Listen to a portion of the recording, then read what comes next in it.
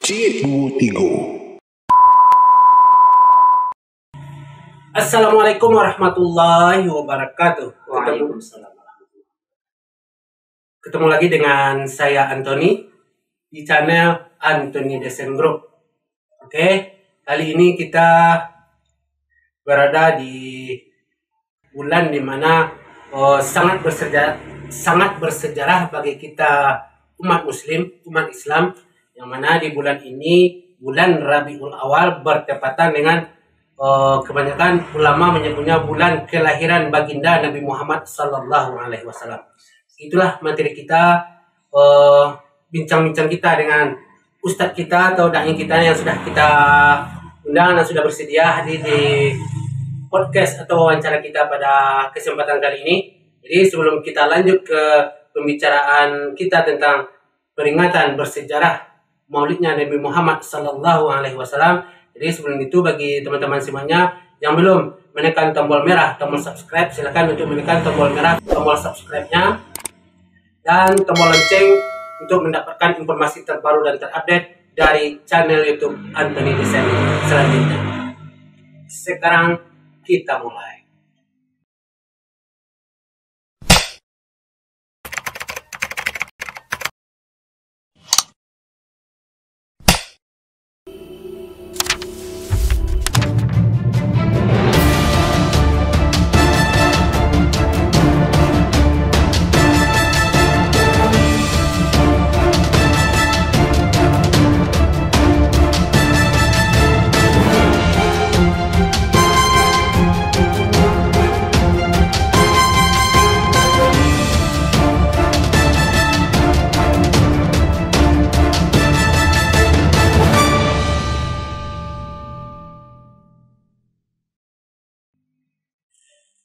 Oke, jadi seperti yang sudah kita awali tadi, kita pada kesempatan ini kita berada di bulan peringatan, di bulan yang sangat bersejarah bagi kita umat Islam, yaitu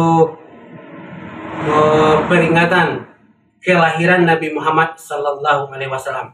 Jadi nanti akan dijelaskan oleh ustadz kita. Jadi di dalam maulid, kalau penceramah, apakah penceramah namanya, ataupun dai-dai yang lain, ataupun pengurus masjid lah, atau masjid musola, di peringatan 12 Rabiul Awal atau maulid, ada yang menyebut peringatan maulid Nabi, ada yang menyebut peringatan maulid Nabi. Jadi mana yang benar atau mana yang salah, mana bisa diterangkan ke kami jamaah Ustaz? Iya, Pak Kati.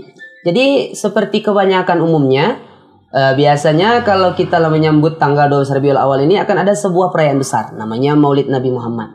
Bukan hanya itu, pernah dulu tahun 2018 sebelum corona saya diundang di sebuah musola di Batu Kambiang, Lubuk Baswang. Nah, di Lubuk Baswang. Jadi dibuat spanduk peringatan Maulid Nabi Muhammad Sallallahu Alaihi Wasallam. Sebelum saya datang, pengurus masjid menghampiri, Ustadz, mohon maaf Ustadz, spanduknya salah. Spanduknya salah pakai dibuatnya. Kalau di PLOI di lola ke PLOI ini tidak tak jale do. Jadi salah tuh Ustadz. Kenapa bisa salahnya? Iya kan Maulid Nabi ini kan. Antara Maulid dengan Maulud, bagaimana salah tuh tidak Ustadz? Jadi seperti ini. Ada sebuah kekeliruan di masyarakat kita. Inilah uniknya ketika kita mempelajari bahasa Arab. Maka kalau di beberapa tempat di guru-guru kita dikatakan, faktor yang paling penting ketika mempelajari bahasa Arab itu, kita harus memahami makhrijul huruf dan tajwid, termasuk garis-garis ataupun tanda-tanda bacanya. Masuk dalam maulid dan maulid. Kalau ditanyakan maulid dan maulud mana yang benar? Kedua-duanya benar. Kedua-duanya benar. Ya, cuman antara maulid dengan maulud memiliki makna yang berbeda. Nah, itu saja. Jadi kok ini menjadi jawaban untuk kita semua. Maulid dan maulud mana batu Ustaz? Kedua-duanya batua. Batua kedua-duanya. Maulid Nabi benar, maulud Nabi benar. Cuman kalau ketika kita membuat di spanduk atau di undangan-undangan yang kita sebarkan, baik itu dari undangan kertas ataupun dari WA group, ya. Maulid Nabi artinya kita memperingati kapan Nabi dilahirkan. Kalau maulid itu maknanya bila beliau dilahirkan. Bila beliau dilahirkan. tanggalnya, bulannya, tempat di mana beliau dilahirkan, tahunnya tahun berapa. Nah, itu Maulid Itu Nabi. Maulid. Spesifik pembahasan tentang tanggalnya di situ. Iya. Nah, kalau kita bilang Maulud Nabi Muhammad Sallallahu Alaihi Wasallam, artinya kita membahas siapa sosok yang dilahirkan, bagaimana perjalanan hidupnya, dan apa hikmah yang kita petik terhadap perjalanan hidupnya itu. Oh gitu. Jadi gini dah. Jadi kalau kita katakan secara singkat, Maulid itu kapan lahirnya, Maulid itu siapa sosok yang dilahirkan, dan apa saja pelajaran yang kita dapat ambil dari orang yang dilahirkan tersebut. Nah, itu kira-kira Bakati. Jadi kedua-duanya benar, beda makna sedikit saja. Nah, itu kira-kira. Jadi karena di Ustaz sebutkan itu kapan lahir, di mana lahir. Nah, jadi kita lanjut Ustaz. Kapan lahir, kemudian di mana lahir, kemudian kenapa masyarakat atau di buku-buku menyebutkan kelahiran Nabi Muhammad itu di Sabu Ijo tahun gajah. Tahun gajah. Ya. Jadi seperti yang kebanyakan lah pernah kita kaji Pak Kati ya, mungkinlah kita mengulang-ulang kembali apa yang pernah disampaikan oleh guru-guru kita. Jadi Nabi Muhammad itu kita membicarakan Maulid Nabinya. Kapan Nabi dilahirkan, tanggal berapa, bulan apa, dan tahun berapa. Jadi kita ulang kembali, Nabi Muhammad itu dengan riwayat Nas yang diterima oleh ulama kita. Ulama sepakat Nabi itu dilahirkan tanggal 12 Rabiul Awal. Tahun, kalau kita ambil tahunnya, tentu ada 2 tahun di sini. Tahun Hijriahnya dan tahun Masehinya. Kalau biasanya di buku sejarah kebudayaan Islam anak-anak kita, biasanya diletakkan tahun Masehinya 571 Masehi dengan data dan Nas riwayat yang paling sahih. 571 Masehinya. Tahun Hijriahnya kebetulan ketika Nabi saat itu belum punya tahun Hijriah. Belum ada tahun Hijriahnya. Tahun Hijriah ini ya dihitung dan dimulai oleh Khalifah Umar bin Khattab. Gitu. Nah, awal mulanya kita cerita singkat sedikit bagaimana latar belakang Islam punya tahun sendiri, tahun Hijriah kita sebutkan. Jadi ada sebuah kekhawatiran di zaman Khalifah Umar bin Khattab. Jadi mulai dari zaman Nabi berkuasa berganti dengan Abu Bakar sampai ke Umar bin Khattab, Islam belum punya tahun. Tahun yang disebutkan kalau membuat tanggal pada saat itu sesuai dengan kejadian besar yang terjadi pada saat itu. Jadi setahun berjalan, peristiwa gadang yang terjadi pada saat itu. Contohnya, ketika Nabi disebut lahir di tahun gajah. Ya kan? Kenapa disebut sebagai tahun gajah? Nanti kita akan bahas di situ. Kita apakan dulu ke Umar bin Khattab. Iya. Jadi ketika Umar bin Khattab ini berkirim surat. Di zaman Nabi fokus untuk berdakwah, melebarkan nilai-nilai Islam.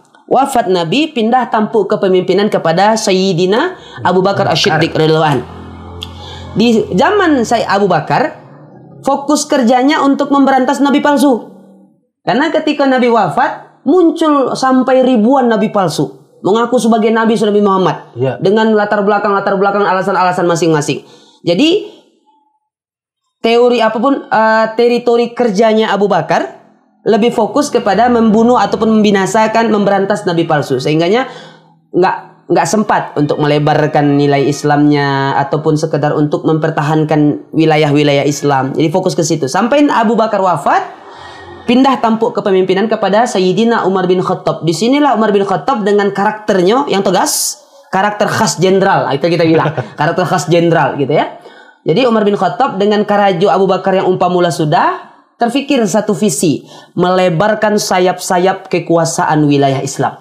Sampai ke Konstantinopel, sampai ke Persia, sampai bahkan sebahagian daratan India dan Bangladesh, bahkan dikatakan bahkan menyentuh sampai ke Spanyol, Andalusia pada saat itu namanya. Di balik itu ada sebuah kekurangan. Inilah latar belakang kenapa diciptakannya tahun Hijriah khusus untuk orang Islam. Dulu Umar bin Khattab menerima surat dari Romawi misalnya atau dari Persia, ke Persia, ada tanggalnya, ada bulannya, ada tahunnya. Sementara kita hanya sekedar tanggal dan bulan.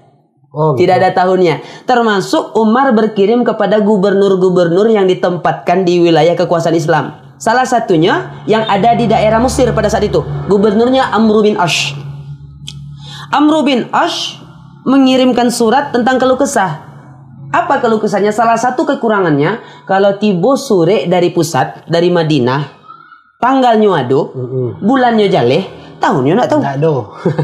tuh tahunan patang, 2 tahunan lape, atau surat kau udah katuang-katuang di jalan dah 10 tahun baru tiba kemari. Sehingganya kecemasan ini terfikir oleh Umar bin Khattab. Sehingga dikumpulkanlah dalam kitab Suratun Nabawiyah karya Syekh Albani, dikatakan dikumpulkanlah sahabat-sahabat utama as-sabiqunal awwalun yang tersisa. Umar, Utsman, Ali, Talhah bin Ubaidillah, Abdurrahman bin Auf, Zubair bin Awam. Itu yang masih ada pada saat itu. Total ada 9. Ya, termasuk dengan Umar bin Khattab. Berembuk. Bagaimana bagusnya ini? Karena semakin kemari, karena wilayah kekuasaan kita semakin luas, kita khawatir kita dianggap sebagai bangsa yang ketertinggalan, keterbelakangan, karena nggak punya tahun aja nggak punya, mau coba menguasai dunia, kan gitu kira-kira. Ya? Jadi dibuatlah, muncul beberapa pendapat. Oh yaudah kita buat aja tahun kita. Sejak kapan kita mulai? Ada yang berpendapat kita mulai dari sejak Nabi lahir. Kurang berkesan rasanya, bahkan terlampau jauh hitungnya. Atau kita mulai ketika Nabi menerima wahyu pertama di Gua Hira di usia 40 tahun, masih terlampau jauh. Jadi muncullah salah satu sosok yang kitab yang Ambo baca, sosok namanya Abdurrahman bin Auf. Sedikit Pak Kati, kalau Ambo selain sahabat yang 4 utama, ya, dikumpulkan sahabat yang lain, Ambo paling terkesan dan paling kagum dengan sosok Abdurrahman bin Auf. Kenapa? Abdurrahman bin Auf ini, mohon maaf, kekayaannya hampir sama dengan Abu Bakar. Kepemimpinannya lebih rancak daripada Umar bin Khattab. Leadershipnya lebih rancak daripada Umar bin Khattab. Bahkan mohon maaf, dua kali dicalonkan jadi presiden, menolak. Menolak. Kenapa menolak? Karena memang seperti itulah. Kepemimpinan dalam Islam itu tidak seperti digambarkan kini. Kalau kini jadi presiden kan hidup mewah, semua ditunjang, baju ditunjang, keluarga ditunjang, mobil ditunjang, tiba di lapo makan pakai tunjang. Allahu a'lam bishawab. Abdurrahman bin Auf enggak. Ketika Abu Bakar wafat, ketika Nabi wafat, Nabi Muhammad SAW wafat, bukan Abu Bakar As-Siddiq yang naik. As-sabiqunal awwalun, sahabat utama itu kepingin Abdurrahman bin Auf. Tapi apa ini? Salah satu gambaran kalau memang ingin jadi pemimpin. Sepertilah sosok yang harus kita cari saat ini. Beliau ambil belati yang panjang. Apa kata beliau? Daripada kalian mengangkatku menjadi seorang presiden, lebih baik kalian tusukkan belati ini tembus sampai ke rongga dadaku. Itu jauh lebih baik. Kenapa? Karena aku belum pantas untuk menjadi seorang pemimpin. Wafat Abu Bakar, dirembukkan kembali siapa yang akan menggantikan kepemimpinan. Muncul lagi nama Abdurrahman bin Auf. Dan sama jawabannya, tidak mau. Ya. Kalau kita kini tidak barabai-rabai, mohon maaf. Ya mohon maaf, barabai-rabai, gitu kan. Maka mohon maaf sampai masang spanduk di rumah orang tidak izin. Wah, mohon maaf saja Bang Boko. Kebetulan ada di podcast Pak Kati Antoni. Silakan bagi ke Pak Kati Beko. Kenapa Ambo diundang? Gitu kan? Ya? Pagi-pagi Ambo jago lalok cari spanduk lah tiba sih di buku kadai. Siapa yang punya ini? Enggak punya izin gitu. Adabnya enggak ada. Mohon maaf. Ya.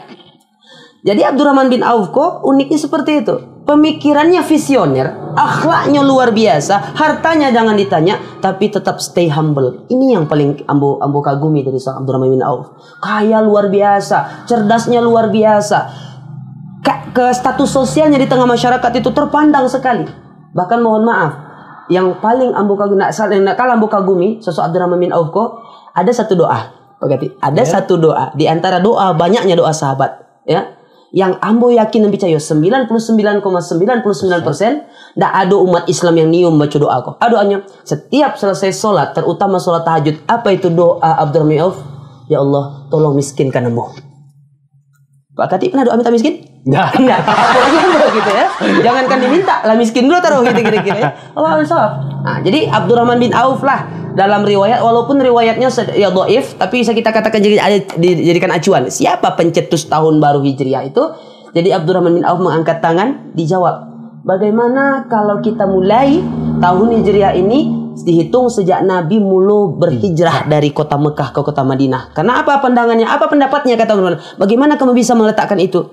Karena saya pikir disitulah titik balik kita berjaya sebagai seorang Islam. Dengan keadaan yang begitu meresahkan di kota Mekah. Semuanya serba kacau. Bahkan mohon maaf, tanah-tanah hawa, tapi orang yang menguasai. Bentuk rencana dirempang gitu kira-kira. Mohon maaf.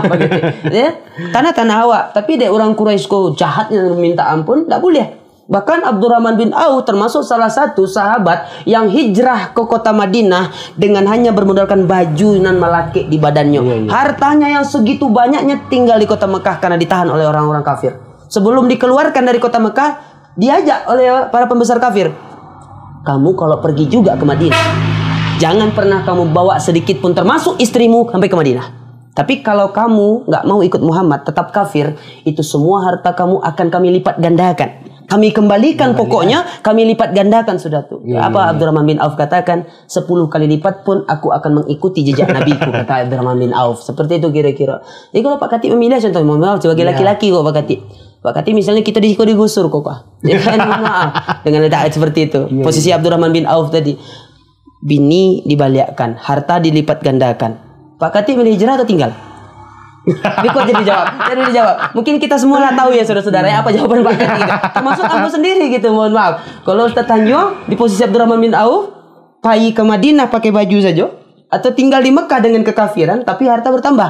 Apa jawaban Ambo? Lah tahu lah kita saja. Gitu kira-kira. Allahu a'lam bishawab. Ya. Jadi seperti itu. Jadi disitulah mulainya. Dimulai tahun itu sejak dimulainya Nabi Muhammad dan para sahabat saat itu hijrah dari kota Mekah kota Madinah. Maka disebut tahun Hijriyah. Di situ. Nah, jadi kemudian Nabi lahirnya pada saat itu belum ada tahun Hijriyahnya. 12 Rabiul Awal tahun gajah.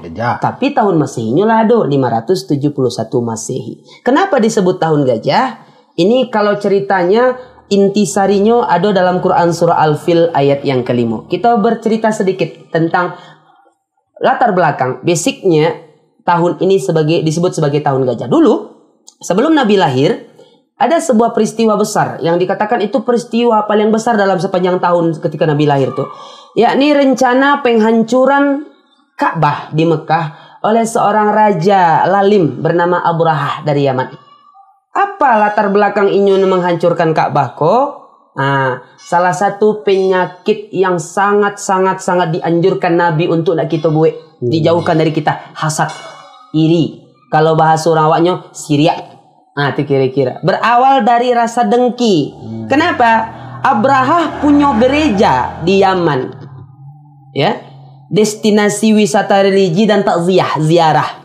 Nah, kalau kita di Sikoko punya Masjid Raya Sumbar, Masjid Al-Hakim, Masjid Tarapuang di Painan, wisata religi. Kadang wisatanya penuh religinya kadang tinggal, mohon maaf.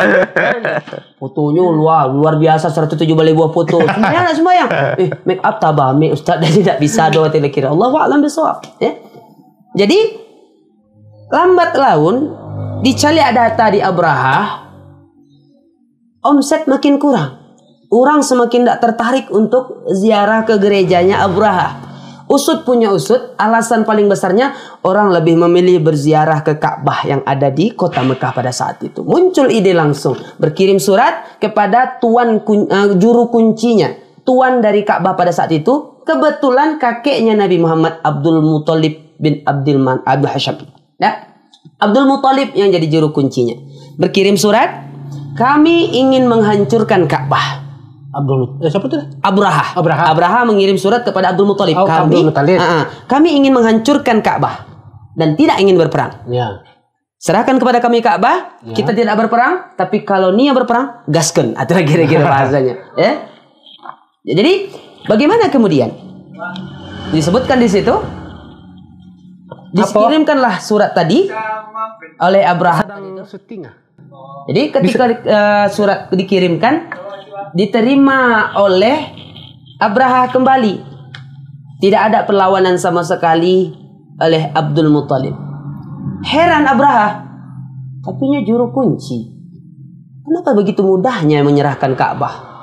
Karena salah satu sisinya, poinnya adalah Abdul Muthalib sadar kalau dilawan pasukan Abrahah ini samanya dengan cari mati, bunuh diri. Karena pada saat itu pasukan Abrahah ini Pak Katik termasuk salah satu pasukan yang hebat, dengan terkenal dengan gajahnya tadi itu. Ya. Jadi Abdul Muthalib memilih untuk tawakal. Ya. Jadi ketika tahu baraso tidak ada perlawanan dari Abdul Muthalib, Abrahah langsung mengirimkan pasukannya. Dan sempat terjadi tragedi. Ketika masuk di kampung kaum Quraisy tadi itu, sempat Abrahah mencuri 200 ekor unta milik Abdul Muthalib. Terdengar di Abdul Muthalib, tapi katanya nggak mau perang. Kenapa diambil harta kami? Jemput sendiri kalau mau. Dijemput oleh Abdul Muthalib. Ditanya sekali lagi oleh Abrahah, kami ingin menghancurkan Ka'bah. Kamu pilih yang mana? Unta kamu atau Ka'bah? Tentu unta saya. Semakin hilang respek Abraha. Saya pikir kamu juru kunci itu lebih memikirkan Ka'bah. Kenapa kamu lebih memilih unta? Unta ini milikku atas hasil jerih payah dan keringatku. Ka'bah itu punya tuan sendiri, tuan daripada tuan, Allah Subhanahu wa taala, dan aku telah serahkan kepada punya tuannya. Mandangakan kau makin menyuringai senyum Abraha. Oh, iya berarti itu mah sanang karajo kini mah. Lah dibuatlah iring-iringan kemenangan. Perang belum tapi merasa dah menang. Kenapa? Tidak ada perlawanan. Gerbang kota dibuka dengan selebar-lebarnya. Ka'bah nampak dari jauh. Itu yang kami runtuhkan. Ada perlawanan. Tidak ada perlawanan sama sekali dah. Abdul Muthalib lah mengevakuasi warga sekitar Ka'bah tadi itu. Di tempat disterilisasilah Ka'bah tadi itu. Karena memanglah ditawakalkan kepada Allah. Ya Allah, ini milikmu. Tempat ini kini milikmu. Kami serahkan apa yang akan terjadi kemudian kepadamu. Ya, ini gambaran tawakal. Bukan tanpa usaha. Kalau seandainya pun berusaha, toh berjuang juga Abdul Muthalib. Jadi pernah diutarakan oleh salah seorang kawan Nambo yang kini jadi imam, salah satu pengajar di kota Medan. Kalau melawan, dipikir-pikir pasti mati. Sudah mati, Ka'bah hancur juga. Ya. Jadi kan dua kali ruginya. Jadi biarkanlah kita serahkan Ka'bah itu kepada Allah. Dengan sisa sudah ini kita lanjutkan kehidupan kembali apapun yang terjadi. Dan seperti itu kira-kira perspektifnya. Nah, pada akhirnya telah digambarkan oleh Allah. Orang yang sombong, yang berduyun-duyun datang hendak menghancurkan kiblat umat Islam tadi itu, sebelum lagi tiba, belum lagi di garis awal kota Mekah, mereka lah hancur. Allah gambarkan dalam Quran surah Al-Fil ayat yang kelima, فَجَعَلَهُمْ كَعَصْفٍ مَأْكُلٍ. Dijadikan mereka itu layaknya daun yang sedang dikunah-kunah oleh ulat, hancur berantakan. Kenapa? Sebelumnya Allah kirimkan burung ababil. Ababil itu maksudnya yang berbondong-bondong, membawa batu, mencengkram batu yang telah dipanaskan dari neraka. Yang dikatakan dalam kitab Samaria, tidak ada bantu oleh Abraha di pasukan itu. Apa pelajaran yang kita dapat? Ini ada pelajarannya. Bukan sekedar kita membaca histori saja. Tidak ada akhir yang baik dari kesombongan. Ini pelajaran utama yang baik. Tidak ada akhir yang baik dari sebuah kesombongan. Dan di Al-Quran telah dicatatkan kaum Nabi Lut, kaum Nabi Nuh, Fir'aun, Namrud, Abu Lahab, Abu Jahal. Bahkan Abu Lahab lebih fenomenal karena diberikan khusus satu surah dalam Al-Quran untuk menentukan berapa ukuran dan cilaku dalam sejarah manusia. Abu Lahab tadi lebih cilaku pada Fir'aun, karena Fir'aun sekedar disebutkan saja. Kalau Abu Lahab diberikan surah itu kira-kira.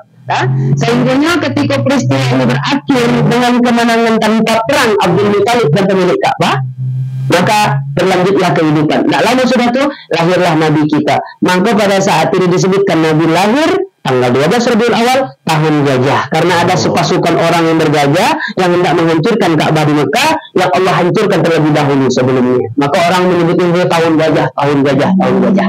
Itu gajah itu sesuai dengan sejarah untuk Raja Abraha menghancurkan Ka'bah tadi. Namun gagal di situ, mission failed. Nah itu kira-kira. Ya, jadi sesudah itu lahirlah Nabi kita. Siapa yang memberikan nama Muhammad tadi itu? Jadi sebelum kita cerita kembali, Nabi Muhammad dengan kehidupannya yang memang disetting oleh Allah sebagai manusia yang akan diberi berbagai macam ujian dan cobaan. Bahkan sebelum lahir Nabi itu lebih diuji. Beliau lahir dengan status sebagai seorang anak yatim karena ayahnya Abdullah bin Abdul Muthalib wafat dalam perjalanan dagang. Ya, lahir dalam keadaan yatim. Kebiasaan dulu orang Quraisy kok yang maagiah namu tuh bako. Ndak apanya ndak bakunya. Jadi kebetulan Nabi itu wafat ayahnya. Jadi tugas untuk memberikan nama ini diberikan kepada Abdul Muthalib. Kakek beliau. Ada satu kebiasaan orang Quraisy kalau ndak memberikan nama anak, apalagi anak laki-laki, ya. Berpesta pora, makan-makan di sekeliling Ka'bah. Habiskan hari itu untuk berpesta pora. Sudah itulah kenyang, cukui sadolanya, baru nanti akan dipamerkan itu bayi. Disebutkan siapa namanya. Tentu ini menarik. Siapa nama anak laki-laki Abdullah? Karena bisa dikatakan ini cucu yang paling disayangi. Ya, dengan keadaan yatim itu ada rasa cinta yang lebih dari kakeknya. Siapa namanya? Di tengah-tengah hiruk pikuk, Hanyang. Nanti kan siapa nama anak ini? Diangkatlah tubuh Nabi tinggi-tinggi oleh kakeknya Abdul Muthalib, disebutkan namanya dengan nyaring. Muhammad. Biasanya sesudah menyebutkan nama anak bayi tadi itu orang akan berteriak, berhiruk, bergembira gitu menyambut nama tadi. Beda dengan ini. Kenapa? Belum pernah ada nama anak laki-laki di kota Mekah pada saat itu yang diawali dengan Muhammad. Ya. Kenapa Muhammad?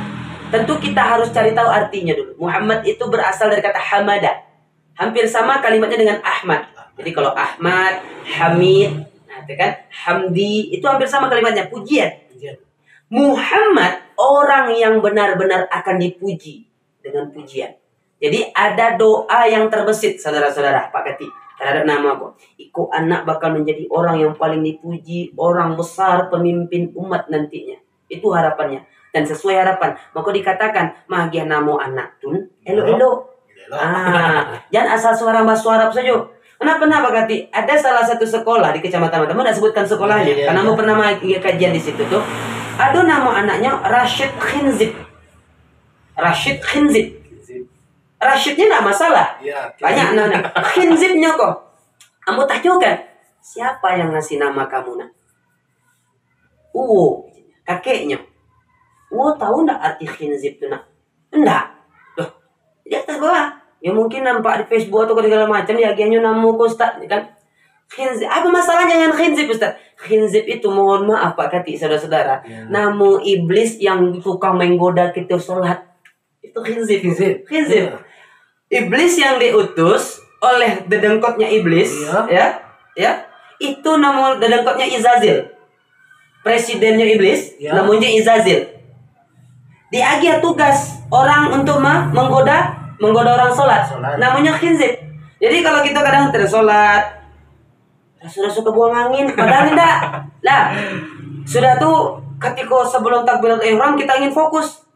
Baru sudah takbiratul ihram, anan piti dan disalekkan di bawah bantal karena kompor dan dimatikan. Itu tugasnya Khinzib. Jadi tolong sampaikan salam Ustaz ke kalau masih ada atau kepada ayah. Masih belum gadang-gadang mana, masih kelas 2 SMP sang gitu Pak Kati. Yang punya nama kok. Lagi masih bisa, cuma nama wah. Dan dibawa takwinnya gitu ikut anak kadang jadi iblis gitu kan. Allah mohon maaf gitu kan. Jadi seperti itu. Jadi itulah bagaimana seorang orang tua itu salah satu tugas yang pentingnya selain memberikan nafkah dan memberikan pendidikan yang terbaik, memberikan nama yang baik pula. Ya. Nama itu adalah doa. Seperti itu kira-kira. Jadi sama seperti Nabi kita diberikan nama Muhammad karena Abdul Muthalib ingin dia menjadi orang yang akan dipuji oleh seluruh manusia. Dan sampai saat ini kita akui. Bahkan mohon maaf Pak Kati, kamu dulu pernah di Medan baca buku terjemahan bahasa Inggris. Terjemahan. Pengarangnya namanya Michael H. Hart. Michael H. Hart mengarang sebuah buku 100 tokoh paling berpengaruh di dunia. 100 tokoh paling berpengaruh di dunia. Agama Michael H. Hart lihat Kristen Protestan agamanya, Kristen, non Muslim. Tapi ketika itu kita baca nomor 1 siapa urutan paling tinggi manusia paling berpengaruh, beliau tidak segan menulis itu Muhammad Sallallahu Alaihi Wasallam. Dari mana yang meletakkan? Tapi ini Islam. Tentu dari karakteristik akhlak, leadershipnya, dan bagaimana jalan menjalankan kehidupannya. Tentu itu yang dibahaskan. Itu maka dikatakan laqad kana lakum fi rasulillahi uswatun hasanah. Sungguh telah ada pada diri Nabi itu suri tauladan yang terbaik. Mungkin ini salah satu dalil yang acok dijadikan oleh guru kita, ustaz-ustaz kita, angku-angku kita untuk perayaan ataupun peringatan hari lahirnya atau hari maulid dan mauludnya Nabi Muhammad Sallallahu Alaihi Wasallam. Nah, jadi untuk maulidnya catatan besar kita pada hari ini, Nabi dilahirkan di kota Mekah tanggal 12 Rabiul Awal tahun Gajah, bertepatan dengan 571 Masehi. Untuk tahun Hijriahnya, karena pada saat itu belum ditentukan tahun Hijriah itu adanya sesudah di zaman Khalifah Umar bin Khattab, maka kita cukup saat ini mengetahui tahun Masehinya saja dan kemudian tahu tanggalnya. Ya, tapi kemudian ada salah satu hal yang tidak kalah penting di siko terkait dengan maulid. Ambo tidak coba menciptakan kontroversi di siko, tapi ada salah seorang teman Pak Kati di Medan.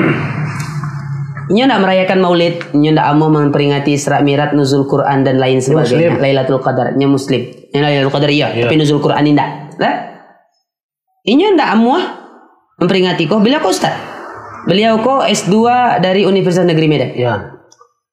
Tapi beliau tidak menagahkan orang yang niu maulid.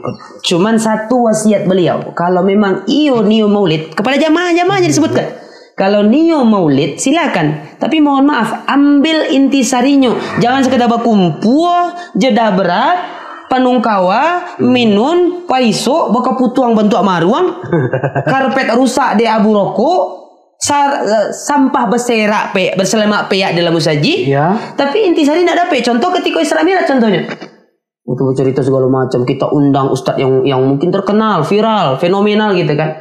Isra Mi'raj kan dominannya kan tentang salat. Ya. Dan Ambo pernah merasakan Pak Kati, jangan lagi kita tinggalkan sholat sudah ini. Setuju saja kan. Jadi kebetulan biasanya kita beli akbar kan Pak Kati jam 10 mulai sampai nanti zuhur ya. Jadi kita juga Isra Mi'raj, membahas sholat, bagaimana Nabi menerima perintah sholat sampai balik kembali, dan apa latar belakang Isra Mi'raj. Dan ketika selesai acara makan sholat zuhur, dan hadir tadi ketika acara Isra Mi'raj sambil makan tadi itu ratusan orang.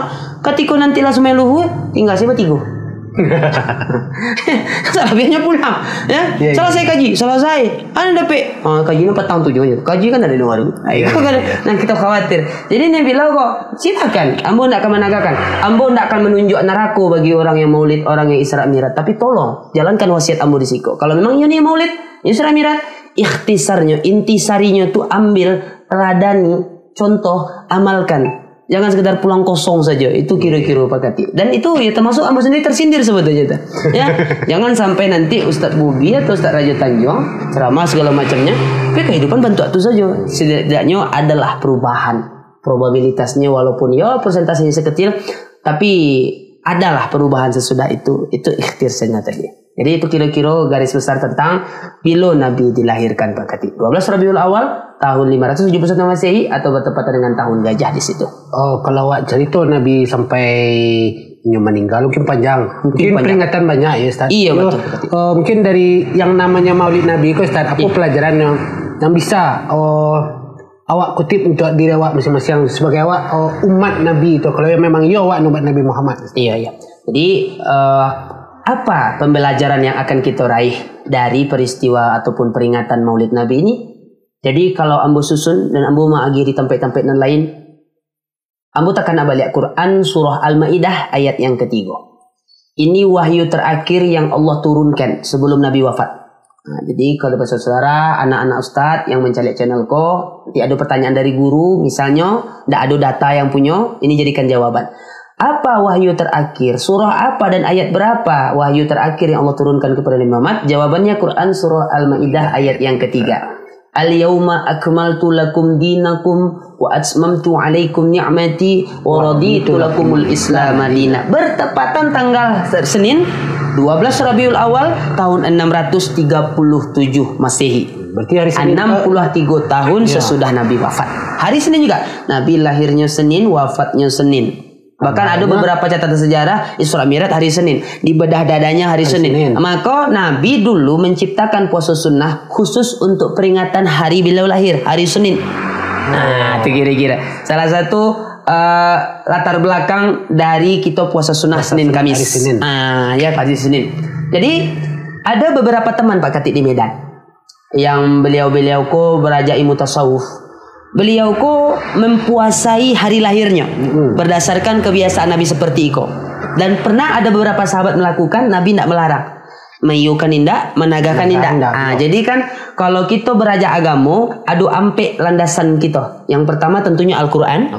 Yang kedua As-Sunnah, hadis Nabi. Yang ketiga ijma' ulama, keputusan ulama. Berkumpul ulama-ulama tadi membuat satu keputusan yang memang berlandaskan Al-Quran dan Sunnah, kita wajib menjalankannya. Nah, yang keempat qiyas.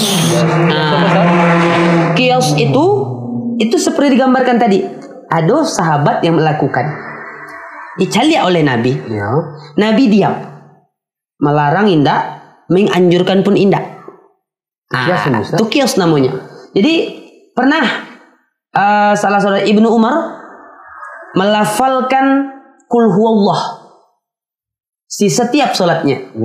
Jadi Al-Fatihah, kul huwallah, sudah kul huwallah baru dibaca ayat pendek yang lain. Ya, Nabi tidak pernah melakukan. Dan dilaporkan oleh sahabat, ya Rasulullah, Ibnu Umar seperti ini. Tidak masalah kalau memang itu membuatnya nyaman. Kenapa? Karena kul huwallah ini salah satu bentuk ketauhidan kita kepada Allah. Itu nilainya. Jadi itu qiyas. Nah, jadi ada perbuatan yang dinampak, yang dicaliak oleh Nabi, dilihat oleh Nabi, dilakukan sahabat, Nabi tidak melarangnya. Itu qiyas namanya. Nah, itu kira-kira. Nah, jadi kita balik ke Al-Quran, surah Al-Maidah ayat 3 tadi itu.